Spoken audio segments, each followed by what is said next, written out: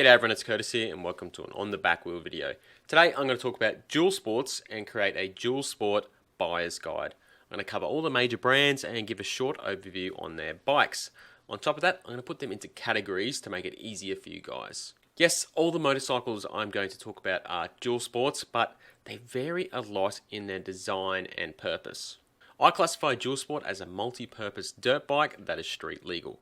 Keep in mind that in certain countries, some of these bikes are street legal and in other countries they are not. I'll also touch on briefly why you should buy a dual sport from a legal perspective. If there's a demand, I'll do another video for second-hand dual sports and some lesser known dual sports.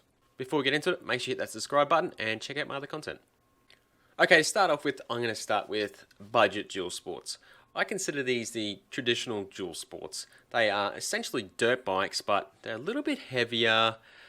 They're decent on the road and have long service intervals. I'll start off with probably the most popular models, the Kawasaki KLX250S and the Honda CRF250L. Now, both of these models are being superseded by 300 models, so if you are looking at getting a new bike, I would buy the 300s. So both of these bikes are known for their rock-solid reliability and being good all-rounders.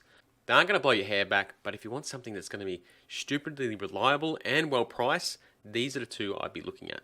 You could go around the world on either with minimal modifications, they're well priced, there's tons of parts out there, and even more aftermarket accessories. For mine, the KLX 250 is probably the better bike out of the factory, just because it has slightly better suspension, but with mods, the CRF 250L is also a fantastic bike.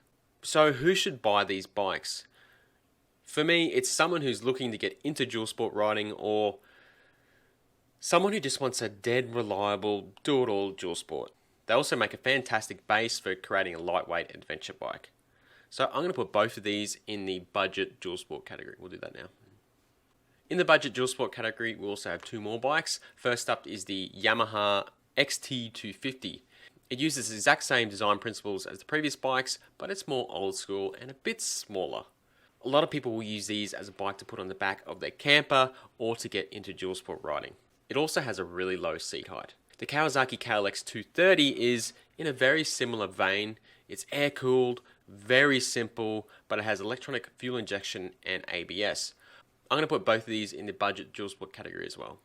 Okay, the next category I've created is the adventure dual sport category. If you want something that has a bit more grunt but is still as reliable as a hammer, these next two bikes might interest you. They are the Suzuki DRZ400 and the Honda 650L. Both have legendary reliability, are okay on the road, and pretty good off the road too. The DR650 in particular has so many aftermarket accessories out there, it's crazy. You can make the bike kind of whatever you want. The XR650L is slightly more off-road focused, but it can also cover very big miles. These are both old school bikes with no electronics whatsoever and have very little that goes wrong. Consider buying these bikes for more adventure style riding. Yes, you can do some technical style riding, you like single track and stuff, but you do notice the weight and they're a little bit limited suspension wise without modifications. So I'm going to chuck these in the adventure dual sport category. So we'll drag them up. In a similar vein, but much more modern, is the Husqvarna 701 and KTM 690 Enduro. Until Suzuki updates the DR650, that's another thing altogether, think of these as their modern equivalent. They put out tons of grunt, have the latest tech and great suspension. They also have relatively long service intervals. These bikes are definitely suited to longer rides and like more open trails, and they're pretty good on the road too. And they get a shitload of power for a single. They got like 70 horsepower. Bear in mind, they are quite expensive though, so that's something to be wary of. I'm going to chuck these in the adventure dual sport category as well. The next bike is kind of in a class of its own nowadays, and that is the Suzuki DRZ400. In the USA, they have the crappy S model, but in Australia, they have the much more off-road orientated E model. The S model can be modded to be very similar to the E model. In any case, the reason I say this bike is in a class of its own because it's kind of a blend of the previous bikes and the more performance bikes I'm going to get into. And that's a good thing. They are fantastic off-road, but also serviceable on the road. You can easily mod them to get a bit more power with an exhaust system and open up the jetting, or if you want even more, you can put a 440 kit in them. The only thing that lets it down is its gear spacing is quite poor, and it could really do it for 6th gear as a result. And it's kind of good at everything, but not great at anything, so it's a jack of all trades. I will say this though, they are bloody reliable, and if you look at adventure motorcycle companies, a lot of them will use this bike, and there is a reason why. They have a decent oil capacity, good suspension, and where the KLX 250 and CRF 250 are pretty underpowered, these actually got a bit of grunt, so you can be a little bit of a hooligan if you want to be off-road and on-road. Look, as I said, they kind of need their own category, the DRZ400, but I'm going to put this in the adventure dual sport category as well. I've named the next category performance trail bikes. They're much racier than the previous bikes, they have shorter service intervals, but if you want to, they're not too bad on the road, and you can do some light adventure work with them. The first bike is the Honda CRF450L, so let's drag that into the performance trail bike category. Previously known as the CRF450L, the RL is a dual sport bike that is surprisingly good on the road. It's a bike you could ride to the trails, tear it up all day with your mates, and then ride home. It has a decent subframe, so you can put some small panniers or luggage on it. All the blinkers and road equipment are high quality, and it'll keep up with the best of them off-road. A lot of people complained about the 450L initially because it was marketed pretty poorly by Honda. It has relatively short 600-mile service intervals, but when you think about it, that's actually a lot of off-road riding. It's more of a KTM EXC than CRF 250L, and that's why they renamed it the 450RL, but it's a great bike and worth looking into. Alright, the next bike I'm going to put in the performance trail bike category is the SWM RS500. Looking at this, you'd think it's a straight up enduro bike, and realistically it is. But if you dig deeper, it has a 1.8 litre oil capacity, way similar to the 450RL, and is more of a trail bike than a race bike, so it's still got a buttload of power, but it's more suited to trail bike riding.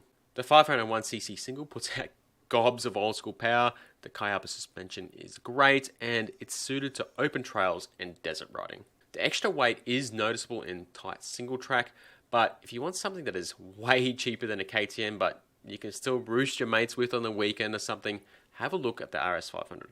The next group of dual sports are probably the most popular and also race orientated. I've called it the high performance category. Think of them as top of line dirt bikes that you can ride legally on the street and link trails with. Okay, the bikes that I'm going to add into this category are the KTM EXC range, the Beta Enduro range, Sherco SE range, Yamaha WR250F and 450F, the Husqvarnas, Gas, and the Kawasaki KLX 450R. Probably the most popular is the KTM EXC range, but the same design principles apply to all these bikes with slight variations between engine sizes and brands. They are all high performance dirt bikes that are made to demolish trails, have great suspension, lots of power, and a lightweight. If you want a bike that is going to perform the best off-road, these are the ones to get. Keep in mind that that performance comes at a cost, and that is in maintenance intervals.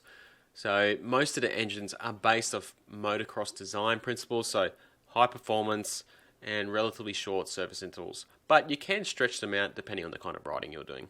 So as I mentioned previously, there are some major differences. I'm just going to roughly touch on them because there are a lot of different bikes there. If you want, I can do a more detailed video in the future, but for the moment, I'm just going to stick to the brands and engine sizes. Traditionally, the big bore 500s are for more open and flowing trails. Yes, you can do tight single track on them, but you'd be better off with something smaller if that was what you were mainly doing. The 450s were always a good all-rounder, but they've kind of been replaced by the 350 and 390 range now, which are really good trail bikes. Then you have the 250s and 300s. These feel lighter and are easier to handle generally, and they're easier to manage their power too. And I just want to touch on the Kawasaki KLX 450R. Yes, it is a high performance bike. It was based off the KX 450F when it was first launched in 2007, but it hasn't really been changed since then, so it's kind of more of an old school bike, carbureted, but still a very good bike. But you know, it's not as up to date as the other ones I've mentioned. Okay, and then we have the two-strokes, and there is a lot of bikes to add into there. A ton of brands make dual sport two-strokes. Yes, you can ride two-strokes legally on the street. I used to ride mine to work every now and again. It was freaking hilarious, riding this two-stroke bike to work, and it smelled good too. So while these are called dual sports, I wouldn't be riding these on the street very often. In fact, the last category, I wouldn't be either. These are essentially dirt bikes, and the only reason they are street legal is so you can ride to the trail from like your campsite or something like that, or for linking trails. And a lot of the roads you ride on, you find out that actually legally roads, so you're supposed to be registered. There are a ton of two-strokes to choose from nowadays, so let's go through the brands. They are all fantastic bikes. So KTM have a massive range, Beta have a big range, Sherco do too. You have Gas, Husqvarna, then you've got TM, and now you've also got Reiju. You can buy anything from a 150 up to a 300. I'd say 300s are by far the most popular because they're really good all-round bikes. They're kind of at least two-stroke almost. They lug really well, but they've also got a ton of power and they're very smooth to ride. The 250s give you more of a traditional two-stroke hit and are usually pretty exciting bikes. A lot of fun, I definitely recommend one. And the 200s and below are really lightweight feeling and flickable. All of these bikes are really good for technical riding. If you look at hardcore enduros and stuff like that, they frequently use 250s and 300s. So why is it important from a legal perspective to have a dual sport motorcycle? I know in a lot of places, you don't need a street legal motorcycle. You can just ride whatever trails you want and that's fantastic. Go for it. Have a blast. But in a ton of places and countries, you do need something that is street legal. For example, if you're going to go riding in Utah, it's best to camp at a spot and just ride out to the trails, so you're going to cover some road sections to do that. In Australia, it's required that your bike be registered if you'd ride in state forests and federal forests. And on top of that, a lot of the tracks you ride, you'll actually find out that they are legal roads, so that's something to be wary of. So what happens if you do get caught riding an unregistered bike? Well, you're going to get done for riding unregistered and uninsured from the police. Then you got rangers to worry about as well, and a lot of time you're not going to be insured. That's why they brought it into Australia, because all these people are crashing on their motocross bikes and stuff and then trying to claim insurance. So state parks got the shits with that.